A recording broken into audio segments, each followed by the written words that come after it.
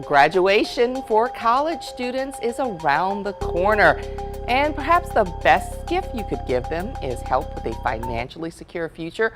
Local CPA Kimberly Washington joins me now to talk about investments as accounts for early graduates here, people that are kind of just getting started. So thanks for being here, Kimberly. Thank you so much for having me.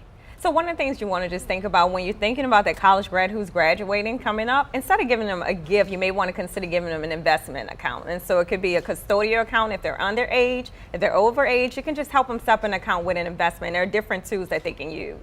And yet cash is one of the favorite graduation gifts, I think, of both the receivers and the givers. So. Right, it is definitely a good gift, and especially if you want to talk to your college grad about investing, one of the places that you can go is to betterment.com and also investopedia.com too as well. But you can also set up different accounts, and one of the things, if you are a younger person, you can set up accounts or apps rather called Acorns, and this way that you can invest small amounts so that you can be invested into your future. And we're talking about pennies, because I think a lot of times people think, oh, if you're going to invest, you need to have tens of thousands of dollars on hand, and that's not the case. That's not the case. The app is a great way to start. Again, you can also look at low-cost options on the web too as well, like Fidelity or Charles Schwab and all of those different places, so that you can find different places to invest. So there are different ways that you can go about it. And we say with Acorns it was pennies, but you know, $50, $100, there are accounts that you can open with that kind of money, right? That is correct. And another thing that you can do is consider a Roth IRA too, because if you're a younger investor and you don't really need that large tax deduction,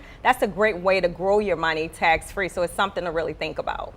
And so you were talking about just the benefits of early investing. And the younger you are, the more time it has to grow. Right. So I did a small calculation. So if you're a younger person and you put about $2,400 a year, and let's say you earn interest rate or rate of return rather of 6%, you have about $400,000 at the age of 60 years old. But if you wait until you're age 40 and you do the same amount, then you only have about $100,000. So that's a huge difference. So the earlier you start, the better it is. And I think it's kind of the ant and the grasshopper kind of thing. Do you think it's difficult to get younger people to start thinking about saving? I think the biggest thing that you want to do when you're a younger person, something I actually did myself, is that start doing it on day one. When you get that first paycheck, if they offer the 401k plan, start putting that money away, because really you're not used to making money for most of us. You didn't have that large paycheck. So if you start from day one, it's kind of easier. But if you wait and say, okay, I'll do it later, then it becomes a little bit more challenging. But if you start on day one, it's a great way to get started.